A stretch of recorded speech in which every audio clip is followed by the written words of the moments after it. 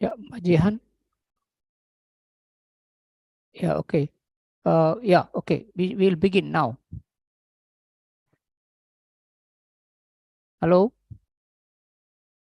Yes, we can hear you. Yeah.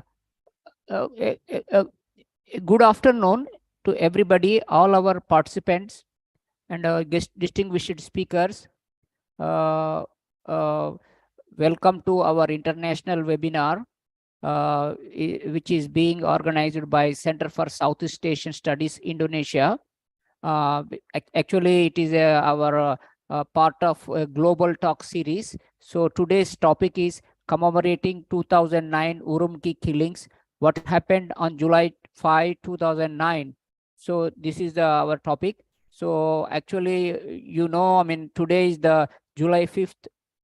It is the 14th anniversary of the Urumqi massacre, which took place in the capital city of Urumqi, of the capital city of Xinjiang, which was illegally occupied by Communist China in 1945.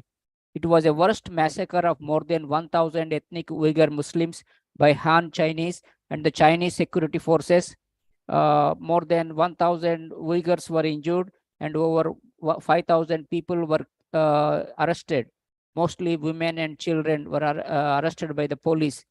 Even Turkish Prime Minister has compared the violence on July 5, 2009 to a genocide. The violence, which began on July 5 and continued until July 8, was started with a peaceful protest of Uyghurs in the People's Square in Urumqi on July 5, which turned violent within a few hours. Police kicked, beat, and arrested the protesters and chased the crowd away in the nearby alleys. There were clashes between Uyghurs and Han Chinese. According to the Chinese government report, 46 Uyghurs and 138 Han Chinese were killed in the violence. But in fact, reality is more than 1,000 ethnic Uyghur Muslims were killed by police and Han Chinese. uh, Today we will have various perspectives from different speakers. So now we will begin with uh, our first speaker, Mr. Abdul Hakim Idris, Center for Uyghur Studies from Washington, who is now based in Berlin. Abdul Hakim Idris is the director of the Center for Uyghur Studies, a Washington-based think tank. He is the author of the book Menace China Colonization of the Islamic World and Uyghur Genocide in English and Kizi Kiliamat in Turkish. Idris was born in the southern city of Hotan in East Turkestan in 1968. He was educated in Islamic studies and Arabic language at the same Islamic schools in Hotan before leaving his hometown in 1986 to study Islam in Egypt at Al Azhar University. After he studied in Cairo, he settled in Munich, Germany in 1990 as one of the first Uyghurs to seek asylum in Europe. He studied industrial management at the Deutsche Angestellten Academia in Munich. Mr. Idris is one of the founding members of the East Turkestan Union in Europe, first established in 1991 in Germany as the first Uyghur organization in Europe. Mr. Idris also co-founded the World Uyghur Youth Congress in 1996 and the East Turkestan National Congress in 1999. He was the treasurer and the chairman of the executive committee for the World Uyghur Youth Congress. In 2004, Mr. Idris and a dozen other Uyghur advocates in the diaspora co-founded the World Uyghur Congress, which is based in Germany now. He has since been elected as the treasurer, vice chairman of the executive committee, director of the Refugee Center, and inspector general of the WUC. Additionally, he served as one of the board of directors for the Uyghur American Association in Washington, D.C. After he moved to the United States from the Germany in 2009, in 2007, Mr. Idris and his wife, Rushan Abbas, founded the non-profit organization Campaign for Uyghurs. Idris has become a prominent voice uh, uh, for the Uyghur people. He continues his struggle to stop the Uyghur genocide by publishing articles and participating in various conferences, both in America and abroad. He was uh, he, uh, he was summoned as an expert witness in the Uyghur tribunal held in London the UK in September 2021, which concluded that China has committed crimes against humanity and genocide against Uyghurs, Kazakhs, and another Turkic Muslims. He is especially focused on cultivating support from the Islamic world to protect the people of East Turkestan and to raise awareness of the propaganda efforts of the CCP. Idris, next paragraph, next slide, please. No, sorry, before that. Yeah, okay. Idris currently lives in Virginia. He speaks English, German, Arabic, Turkish, and Uyghur. So now the floor is yours, Mr. Abdul Hakim Idris. Sorry, we put the doctor, it was wrong. So please, sir, the time is yours. You have 15 to 20 minutes, please, sir. Yeah. Thank you so much for the opportunity to speak at this conference commemorating the Urumqi massacre on July 5th, 2009. Since the conference announcement has already provided a detailed description of this massacre, I will focus on two main points. The July 5th massacre reveals the bloody face of Chinese communist policies toward this dictatorial regime unleashed brutal violence against Uyghurs who stood up for their right and opposed the persecution of Uyghurs in Guangdong in inner China. The Chinese regime used both its military and the police force. As if this wasn't enough, the regime also openly provoked the Han Chinese to join the bloodshed. This horrific event demonstrated the Chinese communist regime's disdain for the human rights, universal values, and democracy. What's more, the Beijing regime used this massacre to further its dictatorial agenda. In this first maneuver, China targeted Uyghur NGOs in the diaspora, which were the voices of the Uyghurs.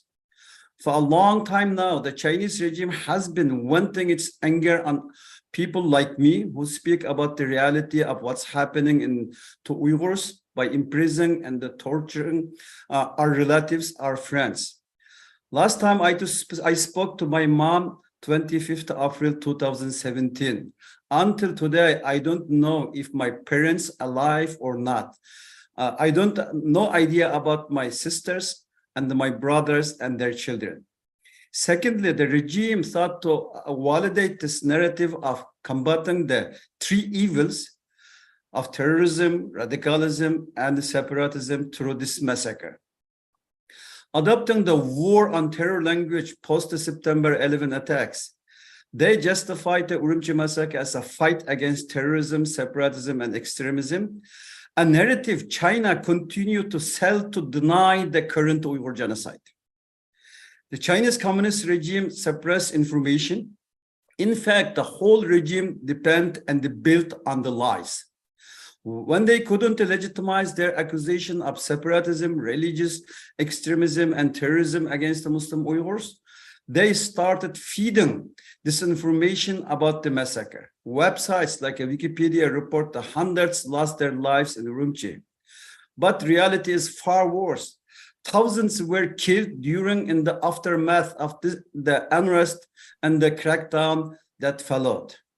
The events in Urumqi served as a tool for the Chinese communist regime, which is determined to exterminate Uyghur, Kazakh Muslims. They arrested thousands without any evidence, many of whom have disappeared, especially young people, not only in Urumqi, but in other cities, were singled out, becoming victims of the regime's police. Lastly, the communist regime used the 5th of July massacre to further escalate tension between the Han Chinese and the Uyghurs. The Chinese regime manipulated the Han Chinese, feeding them racist, nationalistic, and atheistic ideologies, leading them to view the Uyghur Muslims as uneducated, backward, and dangerous. Another effect of the July 5th massacre is elimination of Uyghur language education across the Turkestan. The escalation of repressive security measures to oppress Muslim Uyghurs and transformation of my homeland into a real open prison through a high-tech surveillance system rapidly escalated after massacre Urumqi. For instance, witnessed a drastic rise in security personnel from 20,000 to 70,000 shortly after the massacre just in Urumqi city in Urumqi. As Turkestan's transition in the open-air prison truly began after July 5th. Following the protest, 40,000 state-of-the-art security cameras were installed. The number has since grown even more. Today, every square meter of my homeland is under the Chinese government's eye. The lives of Muslim Uyghurs have since been completely controlled, with every step monitored by AI technology. After the protest, barriers were installed in Urumqi to segregate the Han Chinese and the Uyghurs neighborhood, and the public travel was severely restricted. Strict security checkpoints were established, and the powerful surveillance operation was launched against a conservative individual, particularly those coming to Urumqi from rural areas. At the same time, public display of the Uyghurs' traditional religious belief in the school and official spaces become severely restricted. Efforts to make the region Chinese regime resulted in further interference in the religious life of the local Muslims, with the increasing bans on Islamic practice, criminalizing them. On the guise of combating global terrorism, the Chinese regime also blocked communication channels to prevent the outside world from witnessing the truth. Access to social media platforms like Facebook, Twitter was prohibited, and international phone calls were severely restricted and blocked. Not only news sites, but also all websites discussing Uyghur culture, literature, and social life in Uyghur language were blocked. Xi Jinping, who assumed the power in 2012, escalated these oppressive measures, believing that already severe practices were not strong enough. The concentration camps initially introduced in 2014 were expanded from 2017 onwards. Millions of Uyghurs were sent to those concentration camps. In these camps, Uyghurs were subjected to inhuman treatment with the aim of erasing their religious, national, cultural identities. Exposed the communist doctrine and the victims of the torture, rape, and the forced labor, the Uyghurs endured unspeakable atrocities. Uyghurs detained in these camps were often subject to show trials and handed long prison sentences on fabricated charges. A father was imprisoned for teaching his children about Islam and educating them about the Uyghur culture. Independent international organizations have documented cases where Uyghurs were imprisoned for simply asking if a product was halal. Accounts of gang rapes, these concentration camps are horrifying. Indeed, the UN Human Rights Council has recognized these persecution against Uyghurs as crimes against humanity. In this pursuit to erase the Uyghur identity, the Chinese Communist regime has not only ordered mass arrest and the deportation to concentration camp, but also systematically demolished Uyghur historical and cultural heritage. As a state, China burned Quran, destroyed around 16,000 mosques, and completely razed 8,000 mosques, while also desecrating cemeteries. Even today, the internet is filled with videos of Han Chinese people dancing and drinking alcohol in the mosques. And the Uyghurs are forced to join them. This is the true face of the Chinese so-called fight against extremism. If you object to people drinking alcohol and the dancing in the mosque, you belong in a Chinese torture chamber. If you don't want to take a part in it, look away and say, may Allah forgive them. Guess where will you go? Yes, a Chinese torture chamber for years. Tragically, society is being exterminated in full view of the world, with only a weak voice of protest against this ongoing genocide. The second point I wish to address is the position of Muslim countries regarding July 5th massacre and its aftermath. Let me ask this question. If the Muslim world had reacted appropriately to July 5th massacre in Turkestan, would Chinese communist regime have been able to conceal the ongoing Uyghur genocide easily? Unfortunately, we all know the answer. It is with much regret that I say the Islamic world and the global world has failed to give a robust response, both following the July 5th massacre and the face of the Uyghur genocide, which is now undeniable.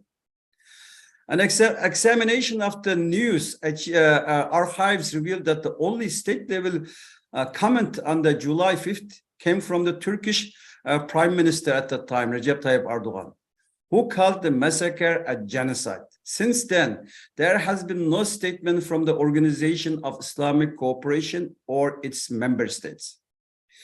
Today, as the case in the 2009, Islamic countries have neglected Uyghur Muslims.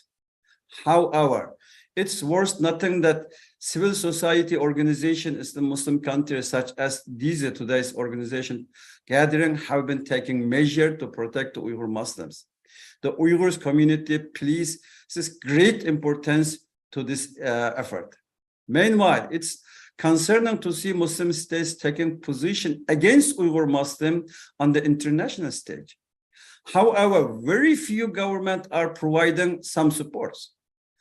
Our report, Islamophobia in China and the Attitude of Muslim Countries, published in March this year, revealed that Muslim countries are both economically, diplomatically close to China's sphere of influence and are incapable of advocating for the Uyghur human rights. This dependency was clearly shown in the response to the Urumqi massacre. Following the massacre, a delegation representing the OIC visited Turkestan, but the visit was guided by the Chinese Islamic Association, and it ended up endorsing China's narrative. The Organization of Islamic Cooperation, the OIC, has shown more interest in liaising with the representative of the Chinese government than meeting with the representative of Uyghur Muslims or learning about the Uyghur genocide in Turkestan. It's particularly disheartening for us to witness the Chinese foreign minister being invited to and giving a platform at the OIC meeting held in Pakistan recent years. The abandonment of the Uyghur genocide by number of countries was not limited to internal statement. In July 2019, 22 UN member states published a letter to highlight the atrocity in Turkestan. The Chinese Communist regime countered this move primarily by the Western country by relying Muslim states. 37 countries, including Muslim states, issued counter letters to praise China's alleged success in human rights concerning the Uyghurs. During the examination of the report by the UN High Commissioner on the Human Rights regarding the China's crimes against humanity and the Uyghurs, the report was voted down, preventing further investigation of the report's findings. Muslim countries voting against the report was a big disappointment for the Uyghurs. China's disinformation system also plays a significant role in Islamic countries' ties to China, also extend to information's realm. After the Urumqi massacre in 2009, the media in Islamic countries either did not cover or adapted Beijing's narrative. Important figures such as journalists, diplomats, academics, when invited to our homeland, don't voice Uyghur concerns. They follow the narrative set by China.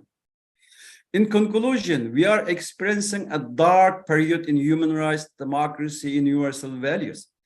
China's desire to lead the world in domain poses as a considerable threat to both Islamic and all nations.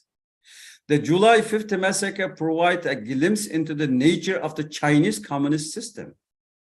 I want to share our experience with you that you can learn a lesson from the genocide that Uyghurs, my people, are facing. If Beijing realizes all its goals in Turkestan, other countries will be next in the line. Let us remember the victims of the July 5th massacre and the countless other Uyghur Muslims who continue to endure unspeakable hardship. It's time for us to raise about and unite against the ongoing persecution of the Uyghur Muslims. Let's ensure that the horrific legacy of the July 5th is remembered and that justice one day will serve. Uyghur deserve nothing less as support. Thank you so much. Yeah, thank you. Thank you very much, Mr. Abdul Hakim Idris. It was a very grave picture of what is happening in your East Turkestan. Actually, your father and relatives, I think many thousands of people disappeared without any trace. And also people, the Chinese government pursuing these Uyghurs for the last 74 years. They are treating them like inhumans, and they killed your culture, religion, language. It is very pity, I mean, that is happening in there. And also many Muslims countries also kept silent because they want economic benefits from China. They are supporting all the Chinese resolutions in various international forums. It is very bad. But what Urumqi massacre shown that clearly. After that, China became very bolden, and it wanted to put a lot of restrictions on people's movement, and they know everybody's activities every day, like WhatsApp, cell phone, internet, everything. So, but it is very bad. I said, I read yesterday one story from the news wire services that in Kashgar city, now the Chinese government is allowing tourists to visit historical places, mosques, but not allowing the worshippers. So 2016, the worshippers are not allowed to practice their religion, their belief, etc. So it is very bad. Okay, thank you very much. Now we move on to our next speaker from India. Mr. Dr. Mahesh Ranjan Debata. He is an expert on Uyghur studies. He studied in Uyghur also. Mr. Mahesh Ranjan Debata is an assistant professor at the Special Center for Inter-Asian Studies, School of International Studies, Jawaharlal Nehru University, JNU, New Delhi, India. Can you put Dr. Mahesh? Yeah, Mahesh. Thank you. His areas of specialization are Xinjiang, Inner Asia, and Eurasia. He obtained his MA and MPhil and PhD degrees from JNU. He has been working as an assistant professor at JNU since 2007. He was also a visiting professor at the School of International Education, Incheon, University of Energy, Ningxia, China, and a guest professor at the Center for Business Anthropology, School of Continuing Education, Tianjin University of Finance and Economics, Tianjin, China, from May 2015 to May 2017. He is a prolific writer in various journals and the author of his famous book, China's Minorities, Ethnic Religious Separatism in Xinjiang. Now the platform is yours. You can speak, you can present your views until 20 minutes, sir. Thank you. Thank you very much. The floor is yours, Mr. Mahesh. Yeah. Thank you so much, Dr. Virmala, and greetings from India to all my co-panelists and all the listeners. It is wonderful to be here again. This is perhaps the third webinar I'm attending under organized by Dr. Virmala. Yeah. And Virmala is a co-JNUite. He is from JNU, Jawaharlal Nehru University. So thank you so much again. And after a wonderful speech by Mr. Idris, covering a lot of issues from the past to the what has happened in Xinjiang in the last 1.5 decades, and I think very little to speak on, but let me just, for the benefit of the listeners, let me just tell a few things about about what happened on 5th July 2009. Dr. Birmala has already spoken about this, but I'm just repeating a few things. Everybody knows this. And just before the 5th July 2009 massacre or genocide, whatever you dub it, there was uh, some attacks by the Han and some incident between the Han and the Uyghurs in Shaoquan city of Guangdong on 26 June 2009. There were rape charges against some of the Uyghur workers. And as per my information, more than 800 Uyghur workers were working there in a toy factory there in Guangdong.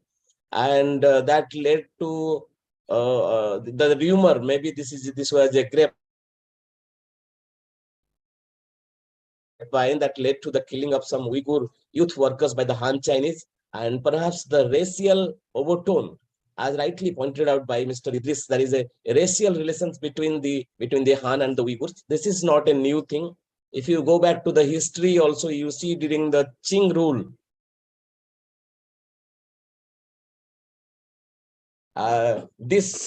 because the Han people, the Chinese people, they were thinking themselves superior to the other 55 national minority groups. They used to call them barbarians. They are the superior, and the other national minority groups are barbarians.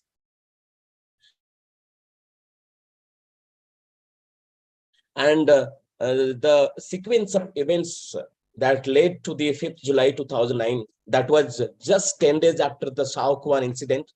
The Uyghurs, a massive number of Uyghurs, they came for peaceful, silent protest, as per several reports as seen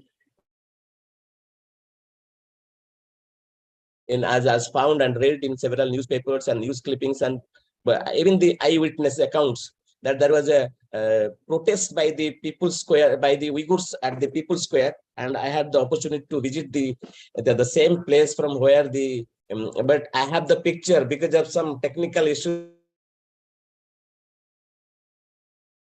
I cannot present my slide this time, so that is why I'm speaking. I was in 2013. I had visited Urumqi, and I had visited the spot from where the demonstration by the Uyghurs started on 5th July 2019. And that prompted the Chinese to go for unmindful and mindless action. I mean, that included massive deployment of forces, especially the People's Armed Police. Then armored vehicles were seen on the roads. Then artillery was also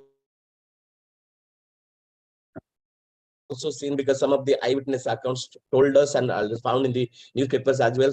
And most of the next day on 6th July, most of the Chinese settlers in Urumqi and basically the Han people, they were back, perhaps sponsored by the security forces. They attacked the Uyghurs and destroyed the mosques there. And it was followed by arrests of the Uyghurs. Then the police targeted the protesters. Then they are firing upon them. And the official data says it was nearly 200 people were killed, more than 2,000. And even some data say it may be nearly 6,000, 7,000 people were killed. And what was important, that the Chinese government declared this 5th July 2009 incident as a riot or chaos.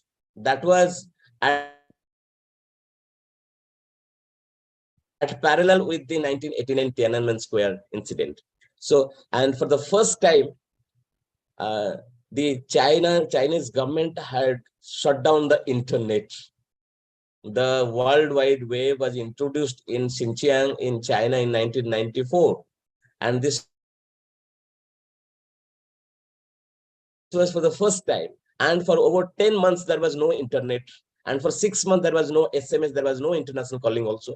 So this was and as I learned from some of the people I met there in 2013, that by the first anniversary in 2010, 5th July 2010, more than 30,000 closed circuit cameras were installed in Urumqi city only. And that was the beginning of the surveillance state, the surveillance by the Chinese. It was not in 2007, it was much before in 2010. So as a couple of points pointed out by Mr. Idris, who talked about the Chinese policy took an ugly turn, you can say. And it was a turning point in Chinese government's increasingly draconian rule over the Uyghurs. And it was a prelude to the present situation in Xinjiang. But I will add one more thing. It was also the beginning of a new form of movement by the Uyghurs also. They got tremendous support worldwide, and they all across the globe, the Uyghur diaspora people, be it Central Asia, be it Turkey, be it United States, or the European countries, massive protest on every anniversary of the 5th July incident. You will find even today is also, they have a, as I learned from Mr. Idris, a press conference is going on Turkish capital of Ankara. Okay.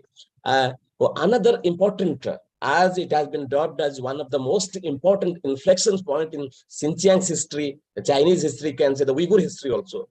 It witnessed, most importantly, the participation of women in a large scale. As I have seen in the picture, millions of them, they came on the streets. They confronted the Chinese security forces. They have been confronting for the last 1.5 decades. They inquired about the whereabouts of their relatives, their husbands, their sons,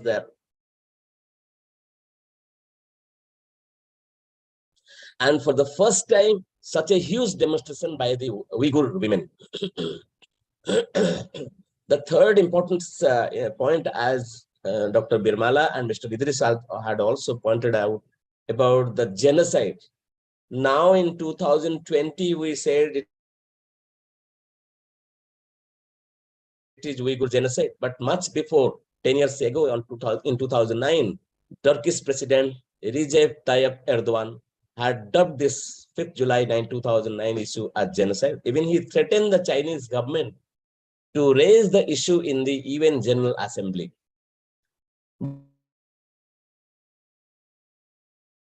But unfortunately, what happened, but in 2020, many Western governments, many international organizations, many human rights organizations, they supported this genocide, dubbing of the situation in Xinjiang as genocide.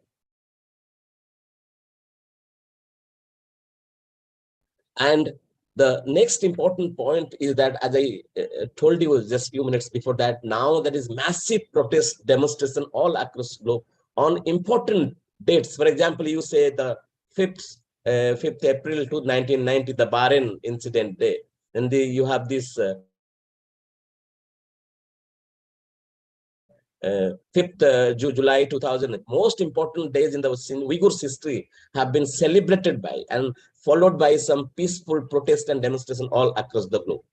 So the question arises, what has been done in the 1.5 decade and what needs to be done in the next? What is the way forward?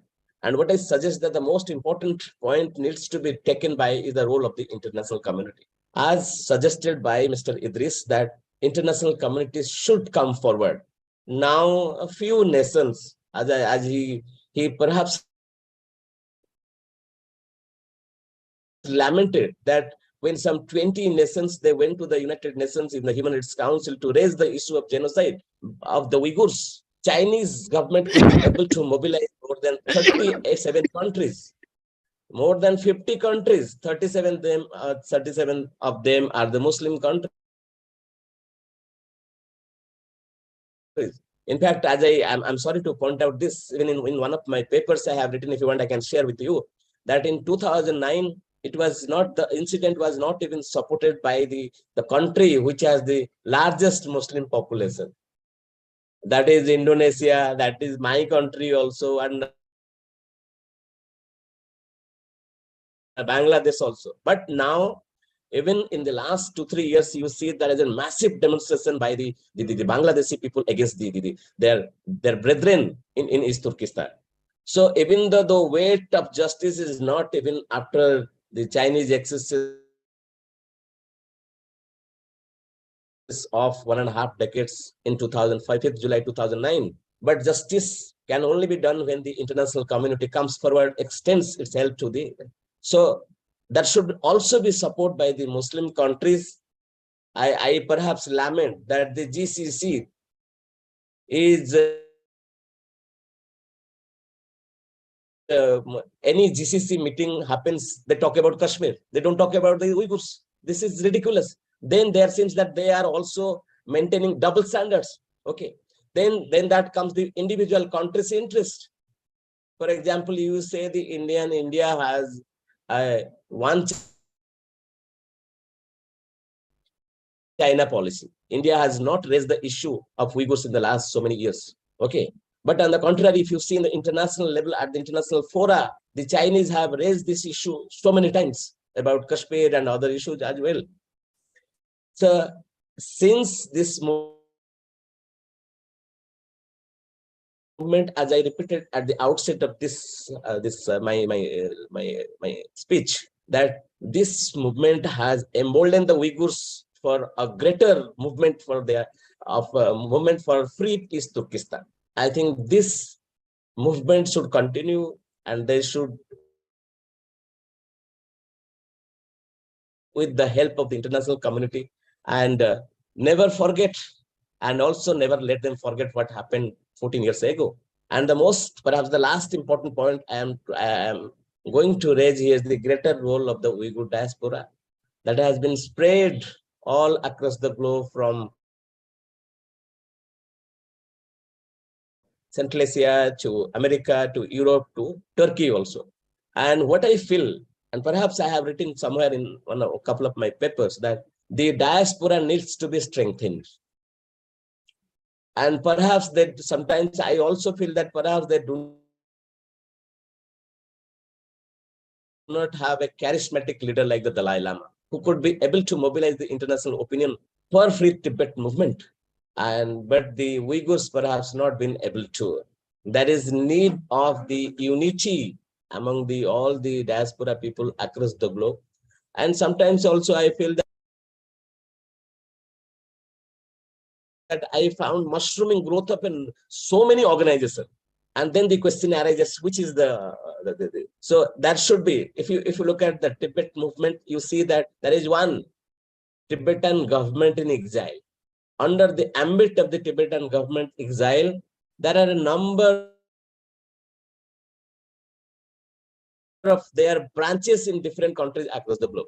But perhaps many people feel, many scholars, many policymakers, they feel that the World Uyghur Congress is the umbrella organization which has branches in many different countries, and they have done a lot. Now they have office in Japan, they have offices in Taiwan, and the strategic, geopolitical, geoeconomic situation across the globe is changing day by day, and they can now, and perhaps they're also coming to India to as Mr. Idris told me, few Uyghur leaders from different countries, they are meeting the Indian leadership and the other policy makers to garner support for their movement. And again, I wish the organization, I thank the organizers for this wonderful event on a very sensitive at the anniversary of a sensitive event. And thank you so much again, Mr. Virmala, Mr. Idris, and my co-panelist, Ms. Leah. Thank you so much. Yeah, thank you very much, Mr. Mahesh. We have heard so many interesting things from Mahesh presentation, like women's uprising against Chinese security forces, and also about the Uyghur diaspora and also international communities stance on the Uyghur issue, and also a lot of discrimination against Uyghur Muslims in their own country, in their land. Now they became minorities. I mean, like majority of Han Chinese, they became the majority of the population of the Xinjiang. So this is very grave situation. So we have thank you very much, Mr. Mahesh. Now we have another speaker called Dr. Dina Prapto Raharja, who is engaged with some other engagement, but she sent her speech in a video message. Mr. Dina Prapta Raharja is a former member of the ASEAN Intergovernmental Commission on Human Rights and working currently as an associated professor at BINUS University, Jakarta.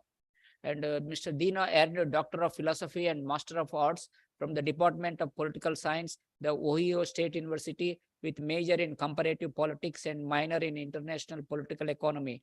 Her dissertation was about Indonesia, Philippines, and Singapore's governing of social security after the Asian financial crisis 1997. Her undergraduate degree is in international relations from the Department of International Relations, Universities, Indonesia.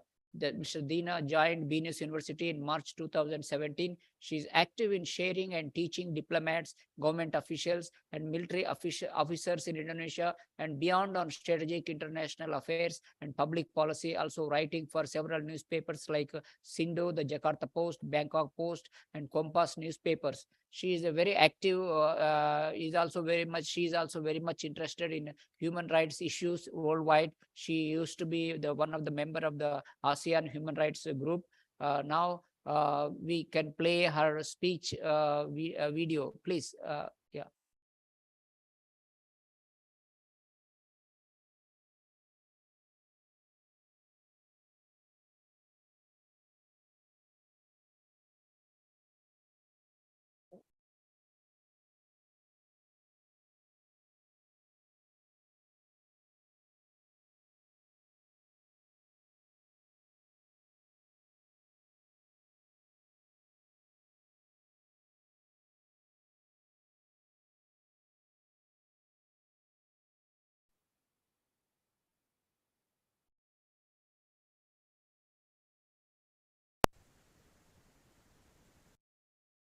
Good morning, good afternoon to all of you. Thank you to Center for Southeast Asian Studies for inviting me to participate in this very important event. My very sincere apology because I cannot be with you in person. I have other things to do that is located outside of the Java Island in quite a remote area. And so the CSEAS is deciding that I can just record my sharing with you. I'm a political economist. I teach and also practice diplomacy. And also in my activities, I focus on diplomacy, economic development, and social protection. And so this is how I'm going to share my thoughts with you on the Urumqi killings, 2009. Let me do a screen share. I have to give you a caveat that as a person, I've never been to Urumqi and never been to Xinjiang, but I've been to other parts of China.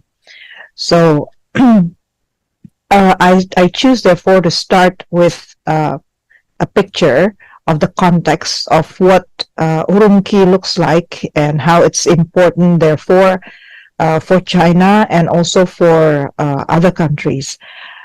Looking at the context, if we look at the location of Urumqi, it is the largest city. Urumqi is the largest city in Western China, and it's scarcely populated compared to big cities like Beijing or even like Jakarta, where I come from in Indonesia. It is surrounded by deserts, two deserts, one in the north and one in the south. And so the livelihood of people in this area is supported by small rivers flowing from the snow-capped Tian Shan mountain. What's important about this area is that regardless of its very harsh geographic location, it connects China with 19 countries and different parts of regions in Europe as well as in Asia. So if you look at the map on the very left-hand side, we can see the importance really of Urumqi and Xinjiang overall as an area. There's a train track called International Landport Area where China have seen thousands of trips going back and forth between China and Europe to sell different kinds of commodities and also connect people. If you see the skyscraper on the right-hand side, it also shows that in the past decade, Xinjiang and also Urumqi has developed into an area that is in a much better fortunate economic situation than it was back in 2009. And if you look at the Urumqi people, the feature of them is larger, mostly in a darker color of skin. And indeed, they come from a different kinds of ethnic groups. Most of them are from Turkic ethnic groups, and they are native to the Xinjiang Uyghur Autonomous Region, where Urumqi is located. Therefore, their language is mostly dominantly Turkish, and their religion are dominantly Muslim. But they do speak some levels of Mandarin. And these people work nowadays in labor-intensive industries that the Chinese government has been opening. And Urumqi in general is a quite large industrial area in Xinjiang. It's a large industrial city in the Xinjiang area. So people produce art, agro products, service, and also, of course, opening small shops. With that in mind, we can now see descriptions of how Xinjiang as an economy has been rising. It has been rising quite impressively. Data shows that by between 2014 to 2019, the increase has been quite sharp. About 7% of economic growth has been achieved by this area. But if we look back, to the event in 2009, the situation was much more dire. There were more than 1,000 people shot dead and many more injured. At that time, shops, restaurants, and of course mosques, as well as other public spaces were destroyed. The killings was tied to the identity of Urumqi as the capital of Xinjiang, and the people who live in that area that was considered as part of separatist movement, terrorist groups that desires to be an independent entity.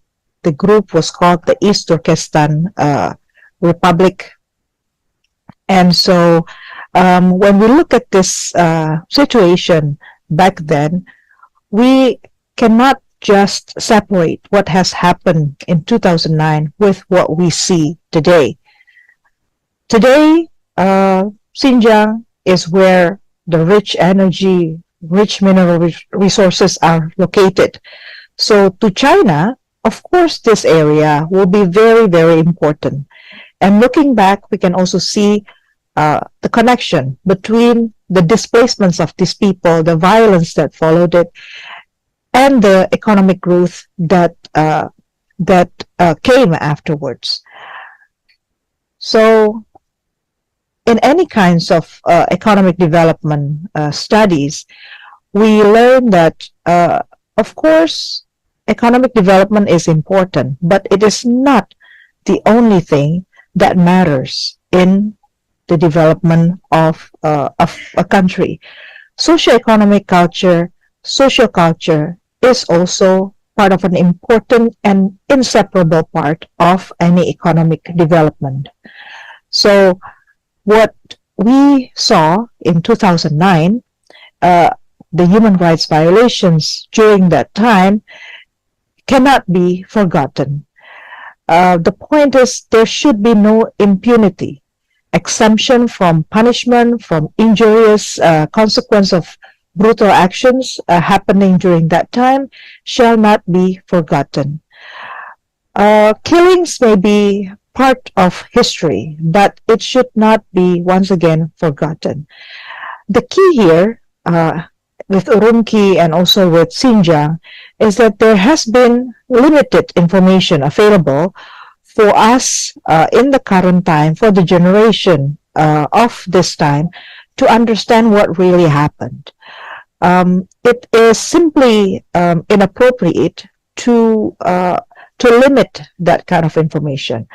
I think the choice to take stand on the matter really depends on how we understand what had happened and how to make sure that what we have experienced is not going to repeat again in the future. The truth needs to be revealed. Why? Because victims should get recognition, they should get the justice they deserve. Brutality should be revealed because we don't want brutality to be repeated in the future. How about other countries? Human rights has been international concern, and that has been a consensus, international consensus, at least since 1993. I have not mentioned the list of conventions, agreements between nations on human rights. It has been so many, affecting for those to protect women, to protect children, to protect minority groups, as well as on economic development purposes. Economic development should not undermine human rights. Human rights instruments agreed at the international level should be promoted inside the countries as well as internationally. The Vienna Declaration and Program of Action on Human Rights agreed that human rights happenings inside of a country is also of a concern of at the international level. Indonesia in particular, we have seen quite many news about Uyghur in Indonesia. There have been updates, there have been progresses that we also witness from here in Jakarta. The challenge is the lack of information as we move forward from 2019 up until 2023. Less and less information is now available about how the government of China has been treating the past violations of human rights. And I think for all countries to argue that what happened in China should stay and be handled by China is only part of the truth, is only part of what should be done. As countries are very well interconnected, we as humankinds have the responsibility to make sure that any displacement, any arbitrary violence against other humankinds is not seen as acceptable, not in Indonesia, not in other parts of the world. So past violation of human rights needs to be addressed. In our experience in Indonesia, it takes a while.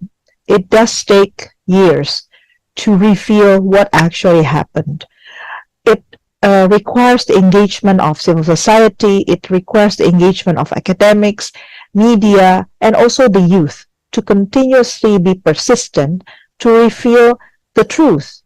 Let's not forget the past, because the past is what defines us as a nation, as a nation state.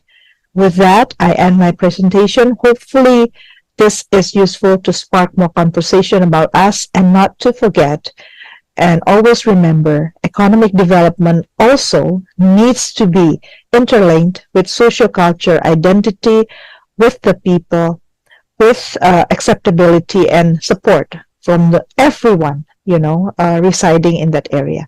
Thank you very much. Thank you very much, Dr. Dina. Thank you very much, Dr. Dina. You have presented a very interesting presentation.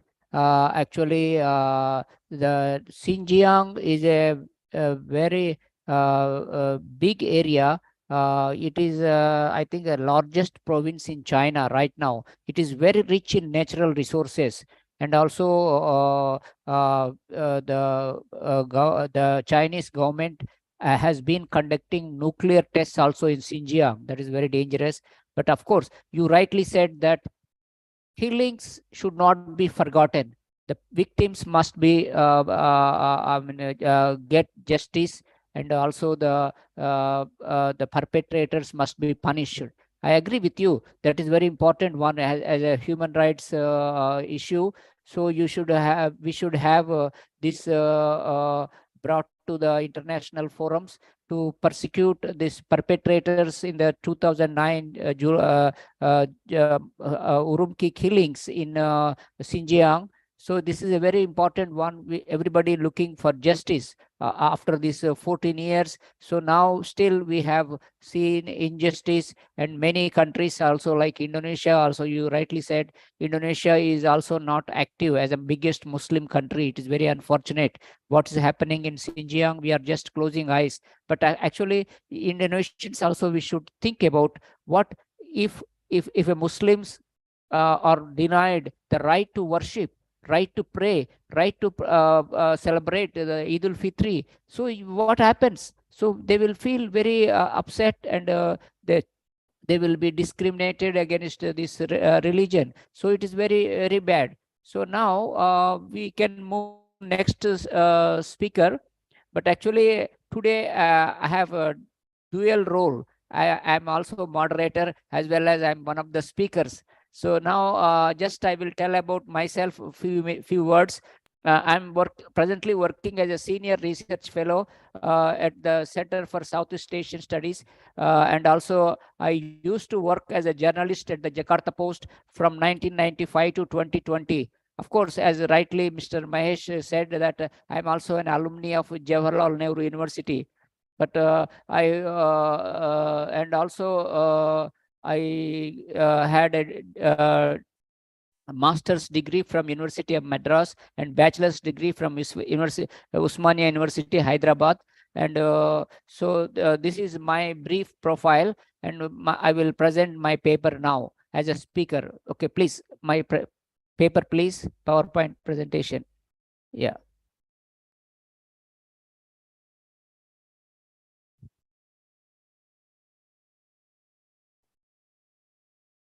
Yeah.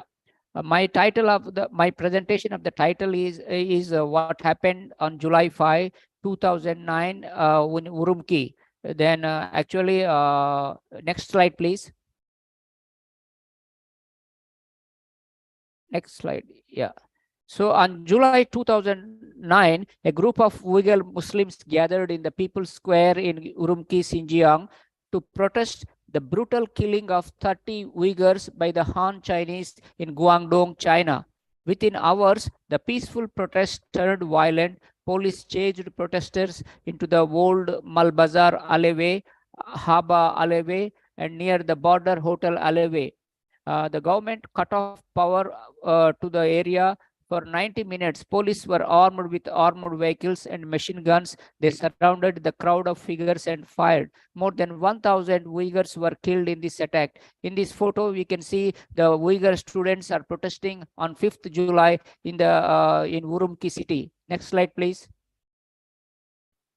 From 6th July onwards, thousands of Han Chinese armed with meat clovers, machetes, axes, clubs, and knives, shovels attacked the Uyghurs. They destroyed Uyghur establishments and demolished 2 mosques. This ethnic violence lasted until July 8. So it is a government encouragement. The police encouraged this Uyghur Han Chinese to attack Uyghurs. So some Uyghur witnesses reported that Han Chinese mobs were likely to have been military personnel in civilian clothes because they acted like well-trained professionals while beating the Uyghurs and killing the Uyghurs.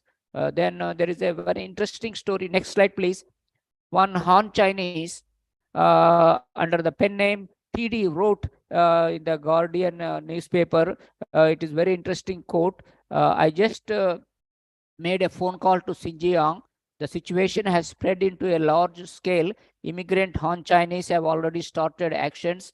They are beating and killing every Uyghur they can find. The number of the Uyghur shops destroyed far exceeds that of those destroyed on July 6 and owned by Han Chinese. The number of Uyghurs killed and injured is also many times more than what was reported. I was told that the people walking on the streets are only Han Chinese. Almost all of the Han Chinese walking on the streets are carrying long knives. It is unimaginable that some Han Chinese killed Uyghurs first and then hang their dead bodies on trees. Some Han Chinese are standing on a crossing bridges and throwing Uyghurs of the bridges. And there were many dead bodies. Next slide, please. There were many dead bodies.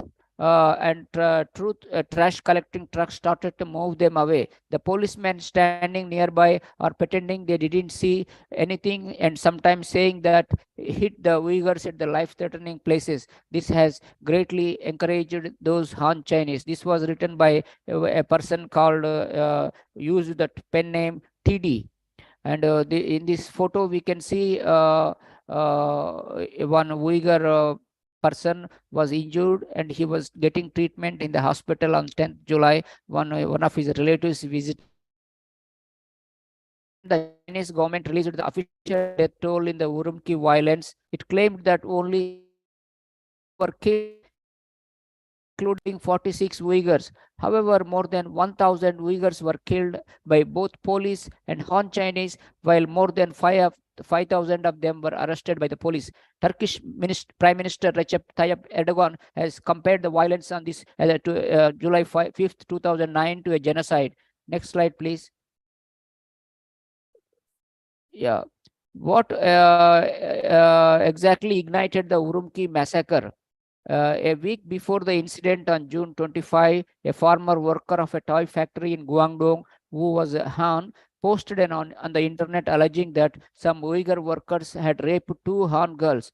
This post led to the mobilization of thousands of Han Chinese who attacked the factory campus and killed many Uyghurs.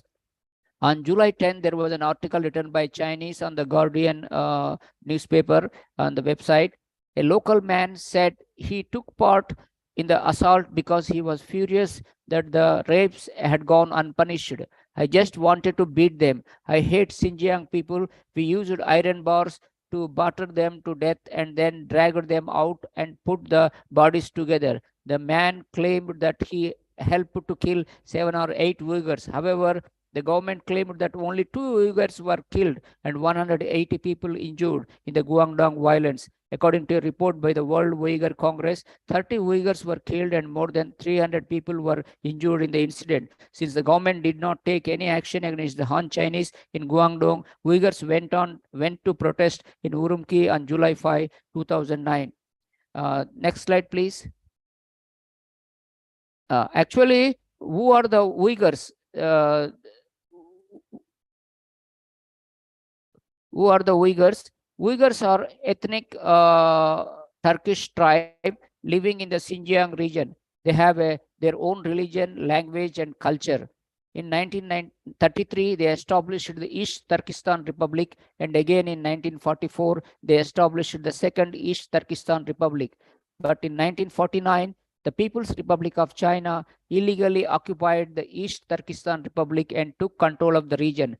The PRC then established the Xinjiang Uyghur Autonomous Region, SUAR, on October 1st, 1955, with an area of 1.6 million square kilometers and a population of 25 million. SUAR is the largest province in China and is rich in natural resources. Next slide, please. During the last 74 years, Uyghurs have been suffering from brutal communist Chinese rule. China has been trying to suppress the Uyghurs' religion, language, and culture. It launched a massive Sinicization program by sending thousands of Han migrants to Xinjiang. The migration has led to an increase in the Han population from 5% to 40% during the period between from 1949 to 1980. Meanwhile, the Uyghur population fell from 80% to 45.8%. Next slide, please. Yeah. So China imposed plenty of strict rules on religious practices in Xinjiang, where most of the population practiced Islam. Before 1949, Xinjiang had 29,545 mosques. During the Cultural Revolution in the 1960s and 1970s, the religion was banned. Mosques were razed and copies of the Quran were destroyed. Now only 1,400 mosques remain operational. Next slide, please.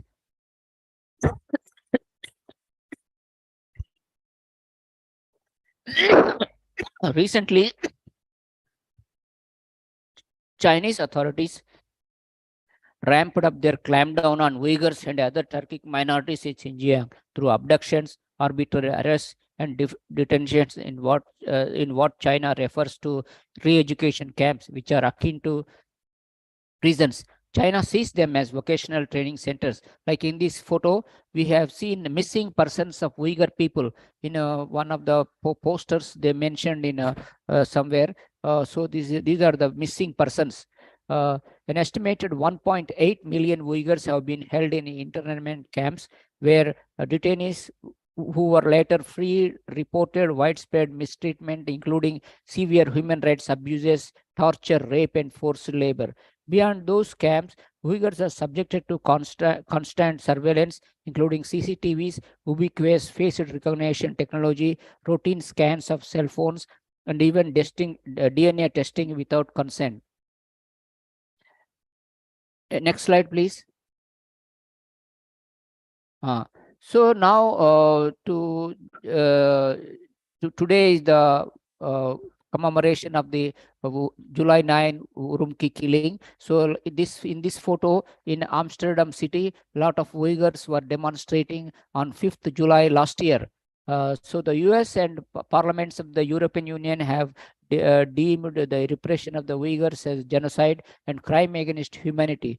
Uyghur exile groups around the world today are demanding China end its persecution of Uyghurs and other Turkic Muslims in Xinjiang in a series of protests marking the 14th anniversary of the deadly ethnic violence in Urumqi. They call upon the international community not to remain silent and take action against China. Thank you.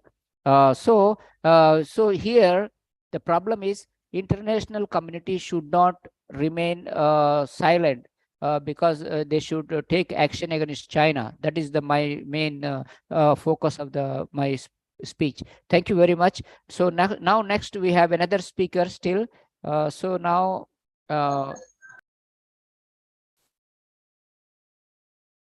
we have another speaker. That is Miss Telly Natalia. Telly Natalia is a holder of master's degree from the Paramadina University, Jakarta. She is a journalist based in Jakarta. She has worked in various media groups such as Reuters, the Australian, Jakarta Globe, and Metro Global Network of Metro TV. Now is working as a freelancer. This year, she has been working to promote Indonesian tradition while defending human rights, particularly the rights of asylum seekers and refugees. She also took part in the 1998 Indonesian student movement protest. Now, Telly Natalia, the floor is yours. You can have 20 minutes to speak. Thank you. Yeah, thank you for the opportunity. And from Jakarta, from Palembang in South Sumatra, I greetings all of you, the speakers, and I thank you. And the CSEAS for the opportunity and this wonderful issue regarding today we commemorate 14 years of 2009 Urumqi killings. And first slide, next, please. Other speakers already explained about what happened on July 5th, 2009 in Urumqi city, but then I want to highlight some points. This is actually this is called also massacre by some. because we don't know until now how many people actually were killed during the what's so-called violence, deadly riots, looting, claimed by the authorities, also as an arson action. So we never know what exactly happened because the cause of the killings also still unclear. From government information for sure, there is a false information spread that two female workers from Han tribe were raped by male workers from Uyghur tribe, and then caused the brawl of and led to over 120 people were injured at the time prior to July 5th. But then another version also said that there is a video uh, spread among society that Han male workers rape Uyghur male workers, or Han workers killed a half dozen of Uyghur workers, and this has happened in toy factory in Xinjiang around Guangzhou. And this is actually led to uncertainty until today after 14 years. After 14 years of the incident, or if I may say, then we cannot understand what is the root case of the killings, as there are multiple information about it, and for sure the one who is used so far as from the government for sure, and it's quite similar with what happened with Tiananmen Square tragedy as well. And then next slide, please. This is also the false information that the government claimed led to rallies by at least 1,000 Uyghur people targeting Han people. That's what official information. And according to official information, there is no racial cause. But we understand also that Han people, they are the majority in that region, and then Uyghur is only like 12 something percent of the population at the time, and the difference of faith for sure.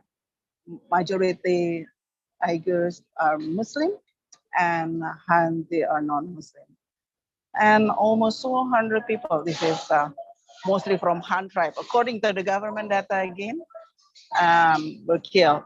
But then another report say from international organization, it mentioned that probably around 1,000 people were killed during the killings.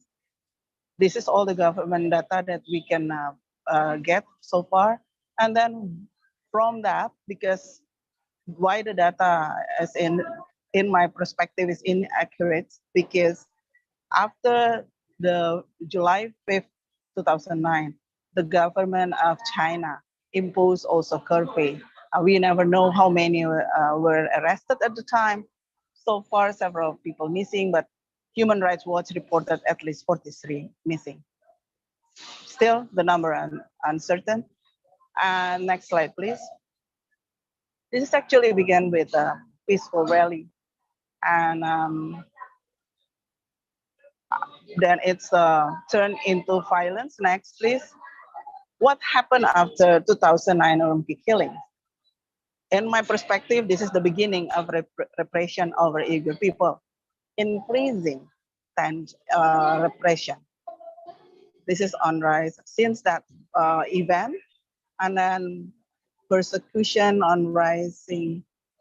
And then in 2019, there are several major events followed the 2009 killings, which is an attack to a bomb attack to China Communist Party office in the city. One person was killed, but then since that moment, I mean, this is since 2009 killing, the government keep putting the terrorists to mostly Muslim Uyghurs. They are claimed as terrorists despite separatism, and the government also start hunting for terrorists, what so-called terrorists. And 2019 also one of the biggest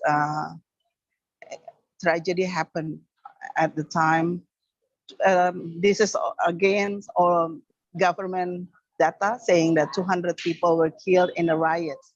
It's quite similar because still the government of China declined to mention that this is racial based for this kind of tragedy, and we still don't know the certain number of casualties until now, because this is all based on the government of China data. After 2009, the influx of people escaped Xinjiang or China to seek asylum in neighboring countries like Turkey and some other ASEAN countries, including in Indonesia, Thailand, also in India. But unfortunately, in Indonesia, we find out so far, most of those who were traveling to Indonesia, they then join terrorist groups such as Jamaah Ansarud Daulah. They were arrested. They are convicted and served a number of years behind bars for terrorist activism. It's not too many from the perspective of asylum seekers coming from Uyghurs, but then they are spread all over the world. By March 2022, for example, about 2,500 Uyghur asylum seekers recorded in Sweden. And then beside that, there's almost 1,000 people in the United States, also in India, and in Turkey is the most highest number of Uyghur asylum seekers, about 50,000 people, while in Canada and Thailand and others. Persecution. So Uyghurs, they are not only repressed by the government or domestically in China, but also when they are seeking asylum overseas. Many Asia and ASEAN countries, they also persecuted those people. They are unwelcome, and like in India, so many of them are now behind bars. They are detained by immigration. Also in Thailand, some of them, in some cases, they have died after prolonged years behind bars as asylum seekers. It's not they didn't conduct crimes, but only seeking asylum because they are persecuted. They were persecuted domestically in China. Some decided to join terrorist group. That's the fact. But from what I understand, in Indonesia, for example, there are some doubt among civil society organizations, and I was part of the investigation. We doubt that those people, they voluntarily, by their own means, they join terrorist organization or terrorist groups in Indonesia when they are actually seeking asylum. Because maybe they are also victims of people smuggling or human trafficking. This is also because I also received some calls from other asylum seekers about these cases, including the deportation from Indonesia. in 2020. And then we trace back that many of Uyghurs coming to Indonesia for seeking asylum, they were deported back to China after the government of China pays some ransom to release them and return them back. Even they show their identity cards as their origin country was Turkey, but the government of Indonesia, in cooperation with the government of China, returned them to China.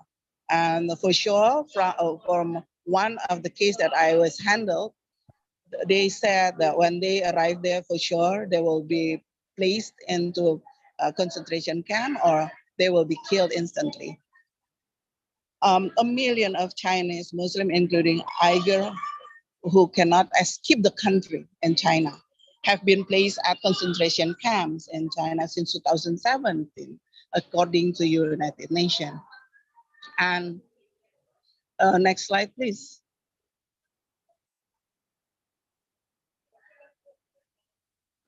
Yeah, next, yeah. So I have been placed at concentration camps where over there they are brainstorm with China ideology, so communist ideology, and what they call to encourage Uyghurs to love the country more, the nation, to increase their nationalism. But we are now, this is some suspicious from international community that by doing this is also some genocide and ethnic cleansing is likely to happen in this kind of situation during the concentration camp, when they are in the concentration camp. Next slide, please. Specifically, I want to touch about the Uyghur people in Indonesia. This is what I mentioned earlier, that in 2011, we received the case as a civil society organization that 4 Uyghurs deported from Indonesia to China. We get red flag from them also, from this person. And previous to this deportation, actually, almost 10 people also were deported to China. This is the government of Indonesia, for our common understanding. The government of Indonesia is non-party to the Convention of 1951 on refugee and also the Protocol 1967. But then Indonesian government decided to accept and to host asylum seekers and refugees in this country based on human rights grounds. And even we civil society groups try to encourage Indonesian government to not deport these people back to China, but it still happened. Indonesia government seems trying also to minimize Uyghur issues as a government, but the people of Indonesia try to support any issues related with Uyghurs community or Uyghur people happen in China through sporadic protests or rallies. Indonesian government also seems trying to eliminate racial issues by when the society groups try to promote that this is a Muslim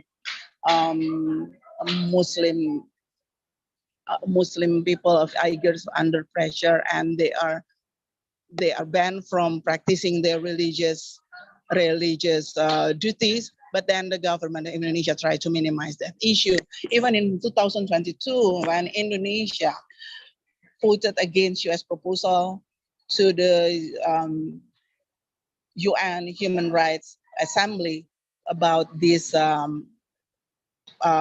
issue, at the time U.S. tried to bring Uyghurs human rights violation on the table. to be discussed, but then Indonesia said the silly things from the government of Indonesia response, the reason behind it, because they said that at the time, China, as the country where the Uyghurs coming from, didn't propose the same notion. Then Indonesia also said that Uyghurs issue is not actually really racial issues or persecution or killings or massacres or something like that, but it's because about political referee. This is something funny. Next slide, please. How about ASEAN? If you're talking, Indonesia is part of ASEAN. Also, Malaysia is part of ASEAN. When Uyghurs people arrive in Malaysia, they only try to help these people when they are seeking asylum over there. They help them to move to Turkey.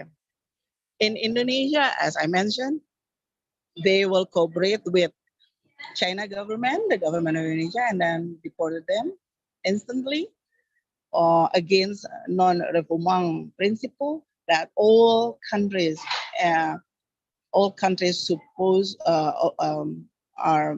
supposed to respect the non-refoulement principle, that when a person is seeking asylum in any country, landed in any land of a country, so the country they supposed not to deport them to their origin country because of their life threatening. ASEAN, there is no action for sure, as because of the non-interference principle. ASEAN still respect China domestic issue and put Uyghur issues, including 2009, July 5th, 2009, Urumqi killings as a domestic issue that's supposed to be handled by China themselves. So ASEAN-China relation for sure, ASEAN +3, where China is part of, make this situation is not really significant, in my opinion, for ASEAN to be discussed. And also in ASEAN and China relation economically cannot be used by ASEAN member states to against China regarding this issue for sure. Deportations still occur in India, in Thailand. Some of Uyghurs asylum seekers deported to China and some to Turkey. But then ASEAN even doesn't really pay attention about refugees and asylum seekers. ASEAN doesn't want to protect refugees and asylum seekers, though are those who escape their countries because their lives are in danger. It's not because they love to leave their countries, but because of persecution and likely to ethnic cleansing, for example, with Uyghur people. Next, and then that's the end of my presentation. This is very less contribution from ASEAN for sure in this case, and sadly, ASEAN doesn't put so far Uyghur issue. So like what they consider about Myanmar issue for Rohingya. This is the one that I think Uyghur communities, for example, must work very hard, and also us as an international community, we have to support this issue to be placed as one of ASEAN agenda when they are talking about this, and especially when ASEAN has a mechanism as ASEAN +3 with China as one of their close partner. Thank you. Yeah. Thank you very much, Natalia. So you many Asian countries, like including countries in ASEAN, Southeast Asia, they did a very inhuman job, because these Uyghur Muslims were seeking asylum in foreign countries because they have been suffering from persecution from the government, from persecution, religious persecution, and many bad things. But they came here and they want to seek asylum, but these governments, for their own interests, they deported back to China. So they were hanged or they jailed, and they were many things might happen. It is very bad. But but of course, China has been influenced countries, like including ASEAN countries and Islamic countries, OIC and Gulf countries.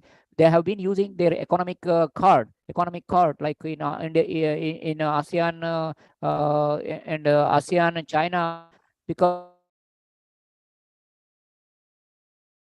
China is the largest trading part of ASEAN, and also in the Gulf country also they are selling a lot of oil to China, so they are dependent on China for their oil and gas interests. So they don't care about these refugees, and they don't care about this Uyghur issue. So it is very bad. I mean, very bad situation it is happening there. So now thank you very much for your presentation.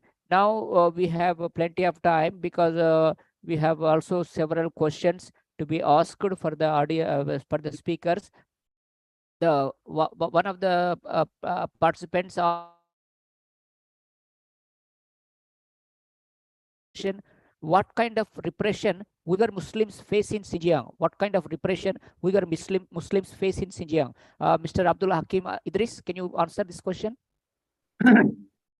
Yes, first of all, I will thank those speakers. It was very detailed and presentations. As a Uyghurs, I will thank you, and I will your presentation pass over our community. That's very important to have speakers from Indonesia to India to around the world, and remembering this 5th of July massacre. But this, because this is the cause of the if you will look back, what was the cause of this incident in Guangdong and Urumqi? It was, transferring Uyghur youth, male and the woman, in the proper China to force them works as a slave labor. And then, if you look back in China's educational system after Tiananmen massacre, it's a very racistic, nationalistic, atheistic system. And they cannot tolerate other nationality, other religion. And they saw, the people stole the job from them, and that's to happen. And when the people protested in Urumqi on the 5th of July, we see here, like it's a clash between Han Chinese and Uyghurs. It's not. Those Han Chinese, you can see, in the pictures, as a civilian, if you look at the pictures, they're soldier. There's from XPCC, from Bingtuan. They're, in civil clothes. And turning this clash, it's a clash between Han Chinese and the Uyghur Muslim. It's not. It's between states and the Uyghurs. That was the issue. And today, if you look in the East Turkestan, after this concentration camps, almost 7 years right now, and putting more than 1.1 million Chinese cadres in every Uyghur homes. Imagine. 1.1 homes, Uyghur homes, has to live with a Chinese cadre in your home, 24 hours, with your daughter, with your wife. And they have the power, give you score, Are you radicalized? Are you nationalist? Are you poisoned by the nationalistic thought? There are, enough good for the Communist Party. They have the power, sent you back to the concentration camps. It means, the all East Turkestan become like a prisons, concentration camps, in home. The fear is everywhere. And today, many Uyghurs sentenced to long-term prisons. They are deported, right now. You can look at in the Harbin area, Heilongjiang, Inner China publications. and they are forced to work as a slavery everywhere. And the XPCC, this is like a East Indian company, what the British, used to exploit India, or the Dutch exploit Indonesia. That's the same company. You should pay attention. XPCC, Xinjiang Production Construction Corp, in Chinese called Bintuan. They have more than 3 million members. They controlled over 80% of the wealth of East Turkestan, the land, water, cotton field, and the streets. And they are building many cities in East Turkestan, giving them Chinese name, changing the streets name into Chinese. So the Uyghurs, facing to eliminate and destroy it once for all. This is what's going on there. And today, the Uyghurs are some of them left, but they are living in the fears. The surveillance camera is everywhere, and the Chinese used East Turkestan as a giant human test field for their DNA collection, surveillance.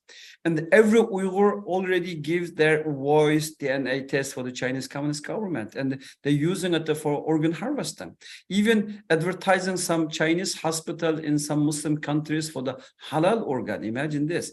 And more than 1 million children separated from the families. They are raising in the orphanages right now. And almost right now, 10 years, you cannot have education on your Uyghur language. They get rid of the Uyghur language education system. There is not book published. There is not Uyghur websites anymore. And they are transforming the Uyghurs to Han Communist Chinese. I think this is, how could I describe this, as a victims, as a Uyghurs, because we are daily based, we talking, we getting information. If you're killed in our religion, we says you shaheed, you done. It's done. But this is worse than death. What's going on there? You have to sit there 24 hours, wake months and years, condemns where you believed before. You have to transform your idea, your thoughts, your belief, something's new. This is what's going on there. And as various speakers told, we are very few people in diaspora as Uyghurs, mostly in the democratic countries. And we are very young immigrants around the world. We have very limited resources, limited personnel to counter the Chinese disinformation machinery. The Chinese disinformation machinery is worldwide, with the money, with the power, with the diplomacy, with the military, with the securities advantages. They are undermining us. Imagine 10, the Dr. Leah already told, about the 55 Uyghurs sitting in Thailand's jail, almost 10 years right now. Many of them died in this camp, 10 years without trial, There is no country ready to take them in, or the Thailand government not releasing it. And even in India, we have 3 siblings fled from the Kargil area. It's near to Kashmir and the Ladakh. It's that to us the next is those area. They came there. They sitting still in the detention, and there's a verdict to turning them back to China. And we have, if you look around us, Kazakhstan turned many Uyghurs back to China. Kyrgyzstan, even Taliban, former Taliban, today's Taliban, cooperating with China. Pakistan. So as Uyghurs in this neighborhood, we don't have any neighbor. We see, nobody, can take care of us. This is the feeling what we are living today. And then, as you mentioned before, in these areas, not too far from those areas, but you know what? Last 70 years, China tested more than 45 nuclear tests there. Many killed from cancers. We call this, nuclear genocide. Nobody paying attention there. Today, many talks about the environment, how the Chinese government destroying the environment in our country. Nobody cares. This is the situation, and I think it's beyond Uyghur repression anymore, because as you see, as Uyghurs, we are suffering under this Chinese communist regime, but China transporting this system to inner China, in Tibet, Southern Mongolia, to Hong Kong, and even the XPCC, the Bingtuan is like came origin for the Belt Road Initiative around the world. Belt Road Initiative is, demolishing many states. We can, as from Uyghur perspective, we can say, who has very close relationship with China, like North Korea, failed state. Myanmar, failed state. The Pakistan facing become the failed state because their close relationship with the China. That there is no win-win situation with the dealing with the China. There is a one winner and one loser. And then I will end my answer for this. If you look at Egypt today, the China built a new capital for the Egypt, new administrative capital, 50 kilometers away from the current Cairo. You should study this. This is a very, very important issue. This new capital, designed by China, financed by China, built by China, right now managed by China. The Egyptian government paying rent for every year around 2 trillion Egyptian pound. And if you look how the China installed their information transfer system, the cables, servers, and the telecommunication, ZTE, Huawei systems. And so they controlling the informations. The information become from China more important than money. If you have information and data, you can control, you get the money, you can get the power. And I think this is very warning signs for the Indonesian. They want to build a new capital. They should, before build this new capital, the Egyptian issue. What I say is, Uyghurs are one Muslim nation occupied by China. We have heavy paid experience, almost 136 years of Chinese occupation, and then more than 70 years of Chinese communist regimes, and we can share our experience with the world community, so you can understand Chinese communist idea and how they walk, how they talk, how they plan, because it's not your imagination. You should pay attention there. So the life is in Turkestan today as a hell. Imagine myself. I am a victim of this genocide too. My father is 80s, in his 80s. My mother in the late 70s. I don't know, almost 7 years, if they're alive or not. If I know they passed away or they died, maybe I cry, make some dua, and I will find my peace. But not knowing, this is, torturing me every day. I am one of them, many 100,000 Uyghurs around diaspora.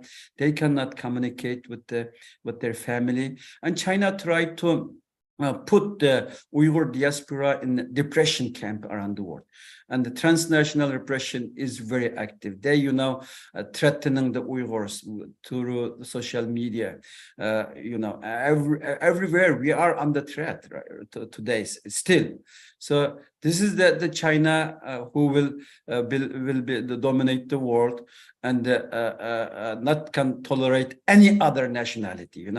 If you cannot tolerate Uyghur Muslims, if you cannot tolerate live together with the Tibetan Buddhists or Mongolian, or cannot, keep your word as in Hong Kong, and then threatening, to conquer the Taiwan and eradicate the people there.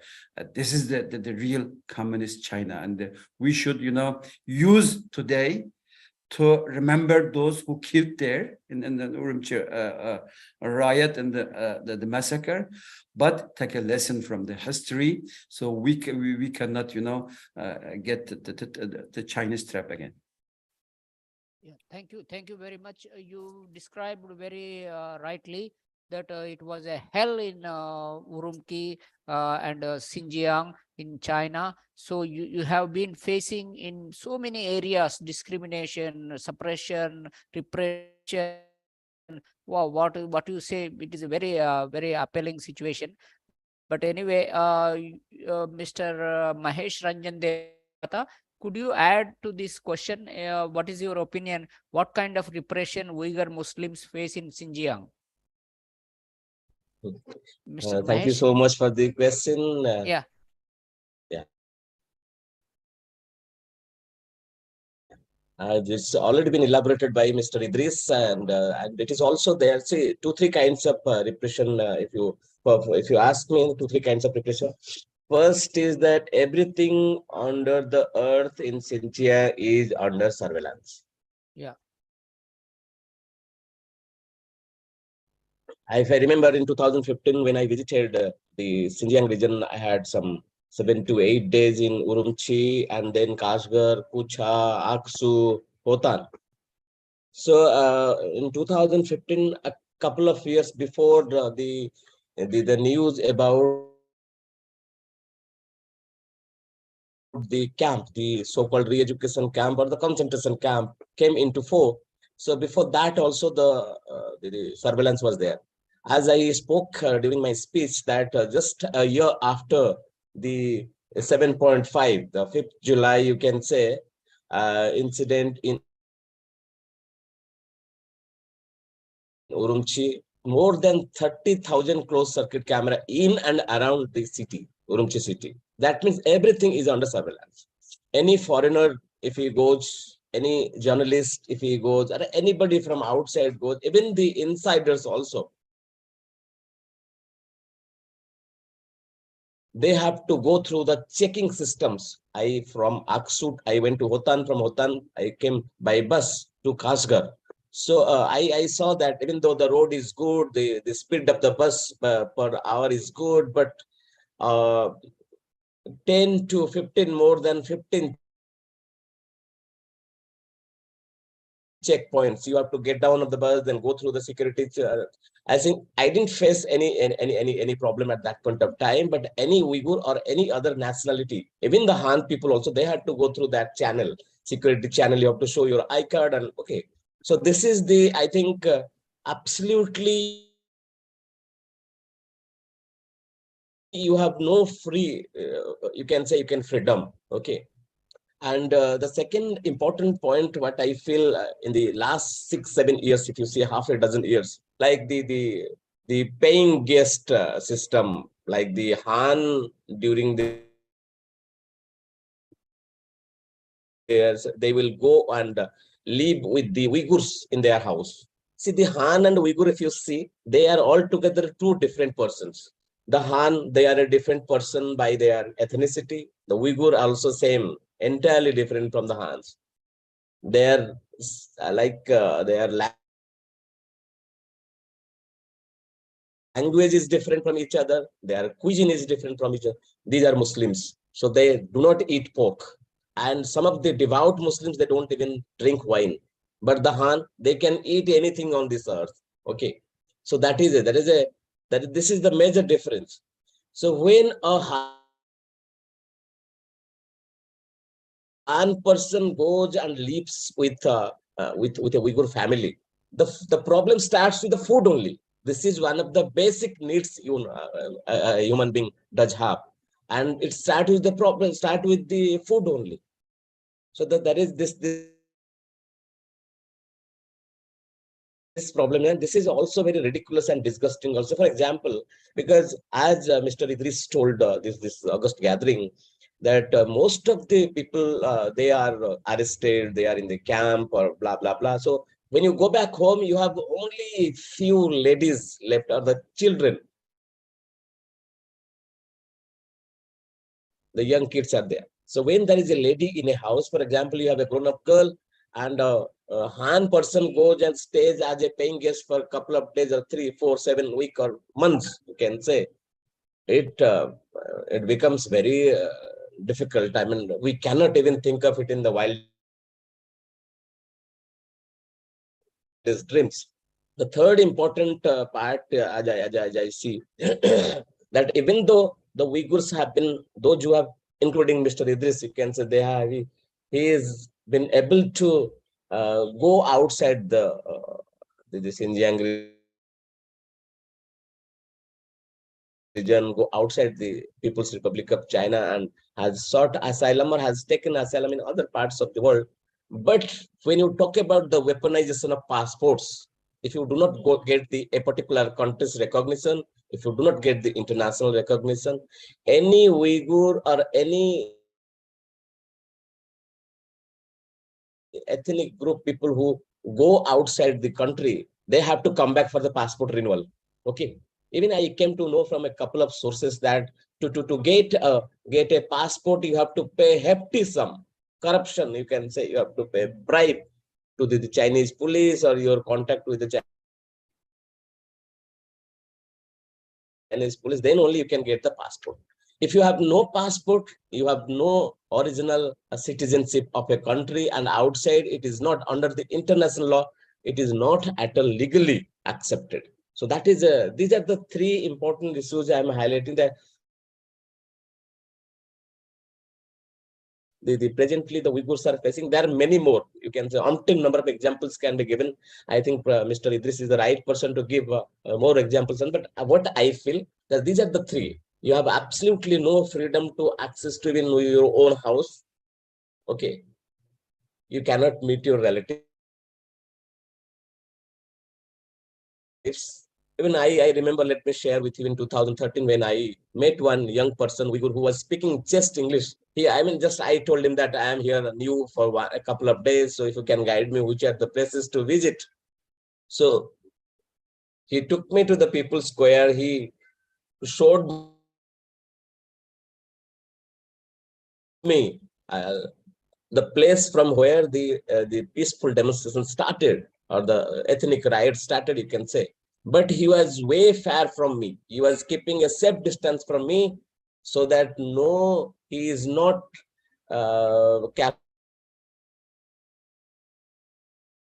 captured by the Chinese police or anything else. So these are the things I have seen. I think the people who are bearing the brunt, they are you can say in the field in Xinjiang.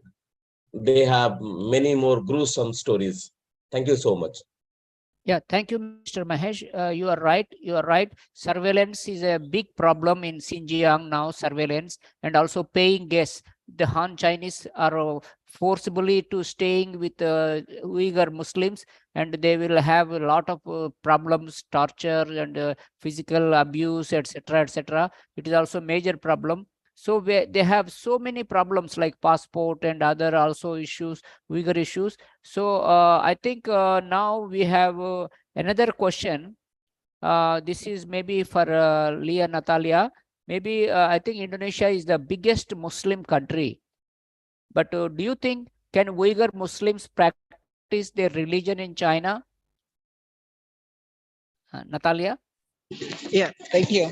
I tried to answer. Actually, what the propaganda, if I may say, from China government, also including inviting Indonesian journalists, and insist also um, by cooperating with Indonesian government for sure, inviting journalists to visiting the re-education camps, and saying that, showing that actually Uyghurs over there, they are allowed to pray, to conduct their religious duties, and so on and so on. And the government of China only wants to increase their ability to study good, to understand, to love the country more, and something like that. And this is also supported by one of Indonesian prominent figure, if I may say, Yusuf Kala, our former vice president. He is also now leading an Indonesian Indonesian mosque organization. He's quite prominent, Muslim prominent also, if we can categorize him, because he is really good, and a lot of charity regarding Islamic values, and But that's the propaganda that the government of Indonesia also helped the Chinese government to promote through Indonesian media. So all news in Indonesia coming to Indonesian people that Uyghurs actually can worship and can conduct their religious duty over there. We never know what actually happened because of that propaganda. But from my understanding, as someone who engaged with asylum seekers and refugees in this country also, we understand that I mentioned earlier, likely that Uyghurs who escaped the country, also the victims of human trafficking. The impact, what may happen for them is not only they can join, for example, what so-called terrorist groups, but not because they want to join, but there is no option, there's no choice because of language barrier and so on and so on. But then also they can be victims and then forced to work as in the modern slavery. Nowadays in ASEAN region in particular, we understand the forced labors, modern slavery through scam happen. They at the beginning we thought that they are illegal migrants, but then it's turned into they are they are victims of human trafficking. This has also happened, and I want to reiterate that when you are seeking asylum out of your origin country, actually a lot of things happen to you, and there is no guarantee of your life safety as well. But then, because you want to be a human being, you only want to be respected as a human being, nothing more. And then, because of that, you leave your country. This is also happened to Uyghurs people. And actually, the world should respect any kind of efforts that any human being try to pursue to grant their safety, including Uyghurs. And in my opinion, I don't really believe that Uyghurs in China, they can worship and conduct their religious duty as what the propaganda issued by the government of China incorporating with the government of Indonesia. I don't really believe, because I don't. From what other speakers, Mr. Idris or Mr. Mahes explained earlier, this is the indication of ethnic cleansing. Actually, when you want to wipe out an ethnicity from this the world, from this world, what do you want to grant their basic human rights? Of course not. This is the question that we have to protect those who are under persecution, like our Uyghurs brothers and sisters all over the world. Don't reject them, but embrace them. And we, as a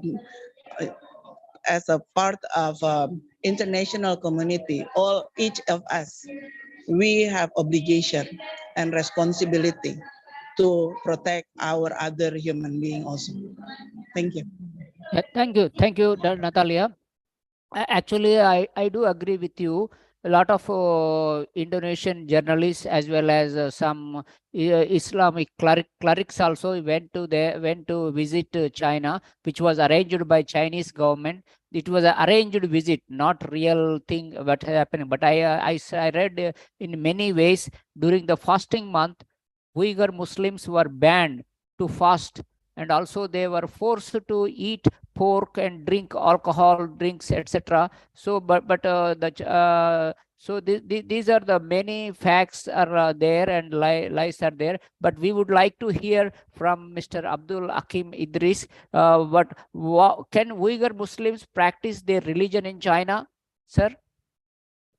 You know, to answer this question, you can check the Chinese so-called Xinjiang Autonomous Regional Government's law, combating the radicalism. You know, in this law, they criminalized every aspect of religion. You know, saying salam alaikum, it's a crime.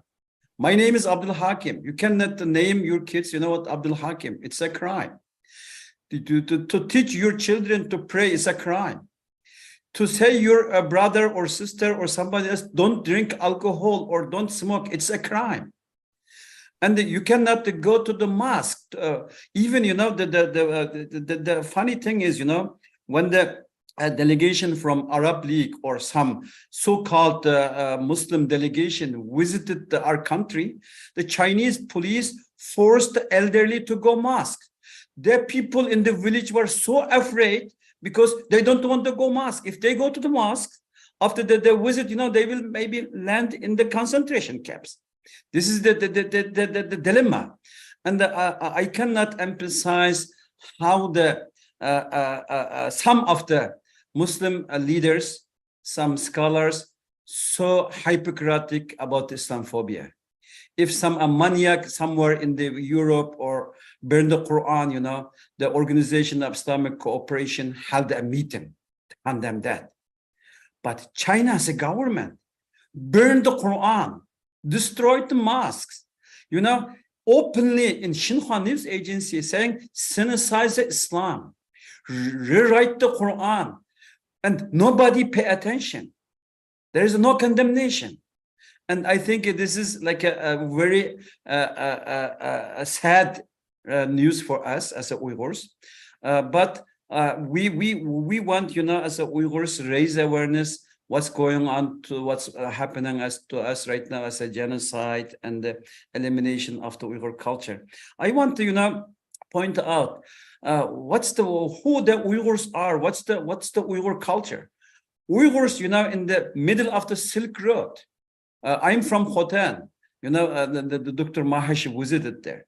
You know, we saw many religions come and gone. We saw many nationalities come and hosted them. The Uyghurs are so guest-friendly, so tolerate Muslims, you know. We are part from the Central Asian Islamic civilization.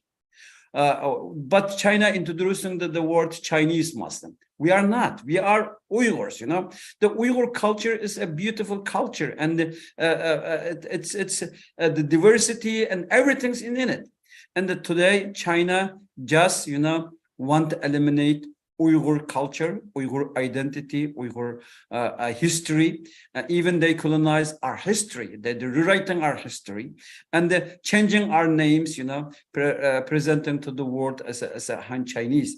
I think this should be, again, a warning sign for those people who are afraid today to condemn China.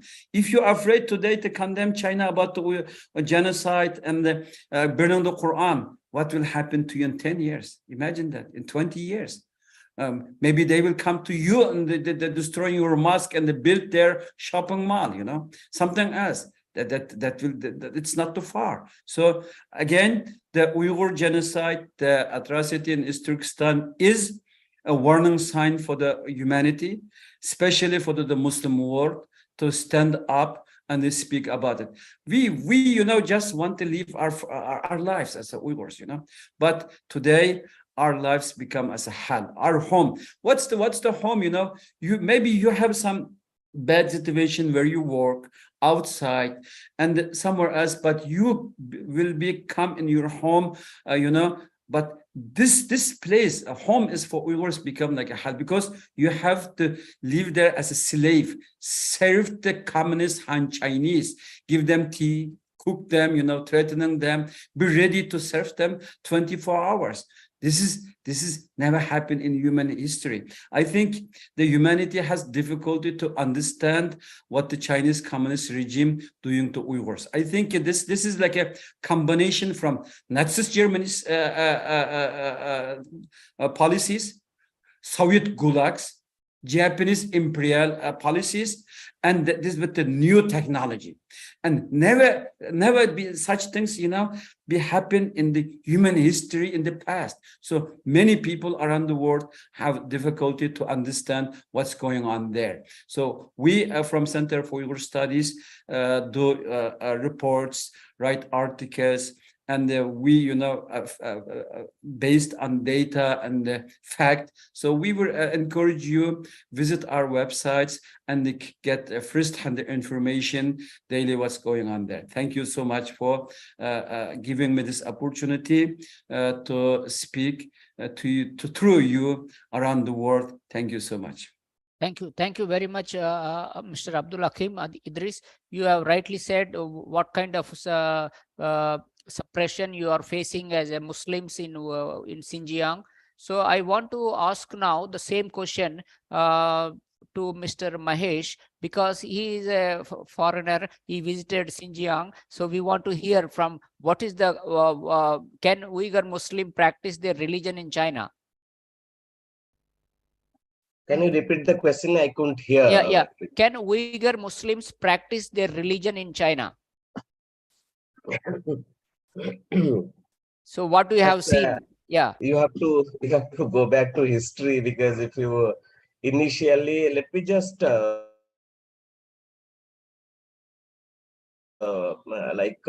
before 1949, when China became PRC, in 1935 during the Civil War, Mao had promised the Uyghurs and other minorities to provide some kind of freedom, autonomy, you can say, not exactly freedom. After they become victorious against the nationalists, and then the PRC was created, established, and later on the promises were not kept. Only one part of the promise was the creation of the Xinjiang Uyghur Autonomous Region. It was on the 1st October 1955. But later on, if you see, during the Great Leap Forward and the Cultural Revolution period, there were excesses meted out against meted out to the Uyghurs, particularly in the form of lack of religious freedom. Okay, what was the reason that nobody knew? But post Mao period, many people with religious freedom was given, some kind of autonomy, not exactly autonomy, some kind of freedom was given, because they wanted to, the country was ushering in liberalization, economic liberalization process. And you all people know that the entire western belt, including the northwestern part of Xinjiang, that is full of natural mineral resources. And more than 80%, 90% of the natural resources are deposited there. So the Chinese government wanted to utilize the resources. So they needed the support of the local, and more than the entire region. If you see, they are dominated by the Western. If you see in Qinghai, the Tibetans; in Tibet, the Tibetans; Inner Mongol, the Inner Mongolians. Okay, and then the Xinjiang, more than 47 minorities ethnic groups are there. So they needed the dispensation. They needed the support of the ethnic groups, so that they can exploit the natural resources and use for the development of the Eastern Coastal Bloc. So they had a kind of, some people also, there's some kind of preferential policy. Affirmative policy in general, and the Uyghurs in particular, Uyghurs and Tibetans in particular. So at that point of time, some kind of religious freedom was given. But post 1990, particularly after the Bahrain incident, and then started the era of what Abdul Hakim Sahab talked about, the three evil forces: separatism, religious extremism, and international terrorism. And then they did not look back. There was a military crackdown against the minorities, including the Uyghurs. Then 9/11 period, China was, if you win the global war on terrorism was declared, China was perhaps one of the first countries that they supported the global war on terrorism, the American initiative. And that was in the pretext of like unleashing war against their own people. Okay, so they did that one. And then they did not look back. And post 2009 period, that okay. So in the last so many years, if you see that a kind of roller coaster You see from 1949 to 1955, 56, some kind of autonomy, some preferential policy. In 1956 to 1976, absolutely zero, because excesses meted out against the Uyghurs. Buddhist temples were destroyed. Many mosques were also destroyed in Xinjiang also. And then the post-90 period also, there is a specifically the Uyghurs, they have burned the brunt. And particularly on the religious ground also. If you see a number of verses, you cannot give the name of your kids this name. Saddam cannot be given, Muhammad cannot be given. These things are there. Many mosques were also like destroyed. They give, I always say that the Chinese always give a logic, ineluctable logic, which you cannot just reject. They say, for example, they destroyed in the 2010-11, they destroyed the Kashgar old village on the pretext that this region is situated on the seismic zone. So we need to, for they gave that logic that we want the earthquake-proof houses for the local people. So that is why let us demolish it, then bring a new kind of the typical with the Chinese tone and tenor. So they build the houses, they are the apartments, they are whatever there. Okay. So religion got a backseat to see. Okay. But my question is, in the last so many years, particularly the Muslim countries, I say that those countries which are having large number of Muslims in their country, they haven't taken up this cause, or particularly in the form of like religion, on the basis of religion. They could have used that the Uyghurs are their Islamic brothers. They are the same Sunni Muslims. They also follow the Islamic jurisprudence of Hanafi school of Islamic jurisprudence also. But I think because of whatever reason that maybe the Chinese mobilization, the Chinese economic investment, the Chinese influence, the Chinese threat, you can say, most of these countries. That is why, as rightly pointed out by Mr. Idris, 37 countries out of 52 countries who supported China against the Western countries' initiative to browbeat, you can say, to bring the Chinese into justice. That were 37 of them are Muslims. Saudi crown prince or king, he went to Xinjiang. He said, oh, Xinjiang is a very nice place, well developed country. Pakistan not to tell about, because now you say, because I'm an Indian, I have enmity with the Pakistan, but Pakistan, they have literally, I just saw a picture, they gave Uyghurs in platter to the Chinese. Okay. Tomorrow anything happens, if there is a link to the Chinese, to the Pakistan, any pointing towards the Pakistan, the Pakistani foreign minister goes to China and explains, no. The Jamaati Islami leadership goes there, say, no, you should not tell anything about the Chinese. They are good. You don't indulge yourself in any anti-Chinese activity. So that there you say, sometimes I believe that America had a double standard on the name of terrorism. Now many Muslim countries, they have a double standard in the name of religion.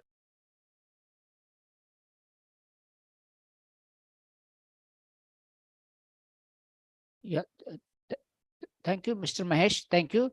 So the Muslim countries are following a policy of appeasing China, and also they are supporting China in many aspects. So the religious situation is very bad in Xinjiang. So of course, maybe because China is controlled by Communist Party, so they have atheism, as Abdul Hakim Idris said, right? Atheism also is maybe reason.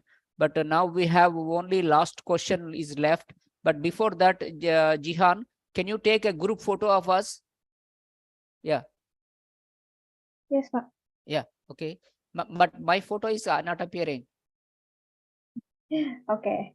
1, 2, 3. Okay. Include my photo also should be there. Yes. Of Yeah, course. okay. Yeah. Okay. Yeah, okay. Thank you. Thank you. So this is the last question, sir. Last question. I will ask Mr. Idris. What happened in Xinjiang after 2009 Urumqi killings? I mean, this is something to do with what international community should do to support the fighting of Uyghurs. So, what happened after Urumqi killings 2009, sir? What happened? It's It's a as closing a remark. Uyghurs, Yeah. I have a lot to say, but I will give my short answer. Yeah. After 2009 5th July massacre, China practiced, the old version of strike hard. It means Yeah. kill first, report later policy. Yeah. There are, went to Yarkand, to Kashgar, to Hotan, where the Uyghur Muslims are living. If you look in East Turkestan, it's a big area, around the 1.1,800,000 square quadrat meter. But the Uyghurs are living, I think, in the 15% of this area, because rest of the desert, and then many areas are occupied by the Bingtuan XPCC. Uyghurs cannot live there and they cannot go there. So it's like an apartheid system. We were like focused in Kashgar, Aksu, maybe in the Kuchar, Yarkand, Hotan, Turpan, some other cities, And this after the 5th July 29, China began killing using massive force against Uyghurs. Then when because it's irony, and the Chinese Communist government after occupation 1949, they used every method. In the 50s, there was nationalistic, ultra nationalist movement, like those slogans they used against us, greatly forward. And 60s and the 70s, cultural revolution, and then conducted many nuclear atom tests. Our country, there was health issue. They didn't invest any in the healthcare system in those areas. Then, and then in the 80s, they're stuck between West Russian invasion in Afghanistan, in the East, the Vietnams, then China was like afraid, and then opened the door for the Western country, especially for the America, US. And then we had, 10 years, a little bit time. Then when the Soviet Union collapsed in the 1991, then, our neighbors countries, for example, Kazakhstan, Kyrgyzstan, Uzbekistan become independence. The East Turkestan, is a place for the all Turkic nationality. The Uyghurs are majority, but there are more than 1 million Kazakhs, Uzbeks, Kyrgyz, Tatars. Many are living there. And China, began against, massive oppression on the Uyghurs, and then create this Shanghai Cooperation Organizations, and hold those stance republics in the board to connect the Uyghurs, And then after the 9/11, one day after the 9/11, all Uyghurs become terrorists. Before that, we were in like extreme, we were separatist, radicalist, something like that. But after 2001, 9/11, we become a terrorist. So the most victim of the 9/11 attacks, I think, in my opinion, the Uyghurs, because nobody reported that. China used, and then this global war on terror to portray the Uyghurs are terrorists. Uyghurs are very peaceful Muslims around the world. I myself went to Indonesia, Malaysia. We are similar to Indonesian and the Malaysian people. Very open society, very tolerant society. And they're very rich on culture, because we were on the point in the Silk Road. We knew before, many cultures. So this is the situation after 9/11, and when Xi Jinping came in the power, 2012 he became the chairman, and 2013 becomes a president. And then if you look, when he declared his Belt Road Initiative pilot project in Astana in Kazakhstan, September 2013. This year is 10th anniversary about that project. And he, conducted massive genocide on Uyghurs.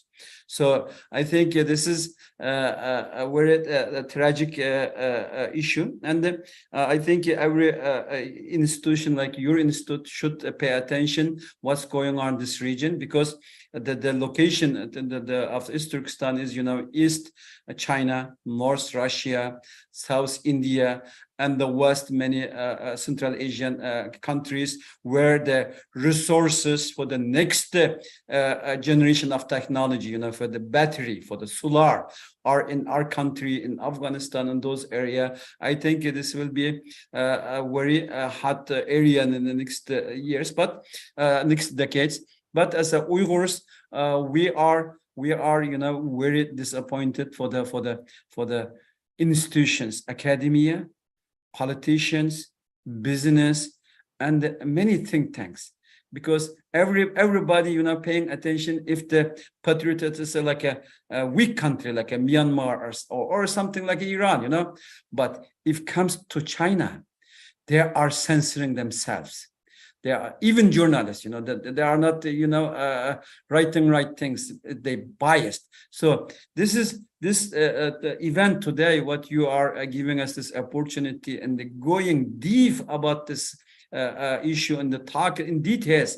It's very important. This is one aspect, many researcher and academia can look at it in this study and can understand what's going on in East Turkestan. Yeah, thank you. Thank you very much. Thank you. Mr. Mahesh, are you there? Okay, Miss Natalia. So what is your closing remark about what is the present situation after Xinjiang killings after 14 years? So what is your opinion? Yeah.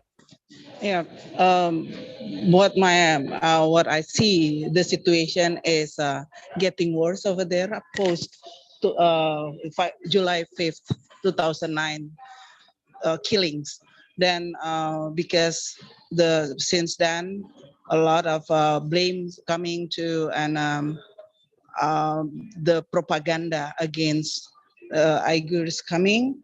A lot of Uyghurs people have to be displaced, and they are seeking asylums around the globe. And this is actually, from my perspective, this is also there is a tendency from what have been explained by other speakers and from our discussions. There are a tendency that it will lead to ethnic cleansing besides genocide. So we, as an international community, we are part of international community. We have to ensure that the basic rights, basic human rights of Uyghurs also be granted by all international community. So wherever they are seeking asylum, so for example, international community should protect Uyghurs. And based on everything, I really encourage ASEAN member states in particular, because where ASEAN region, where many Muslim countries are situated. And if we are talking globally now, most of the Muslim population are residing in ASEAN region. I do encourage ASEAN member states to speak up more. Don't be silent, and please take action to grant, because this is human rights violations appear and happen before your eyes. Don't keep silent, but please speak up and stop manipulating the real facts about what is going on and what has happened in Xinjiang province against Uyghurs. Thank you. Yeah, thank you, Natalia.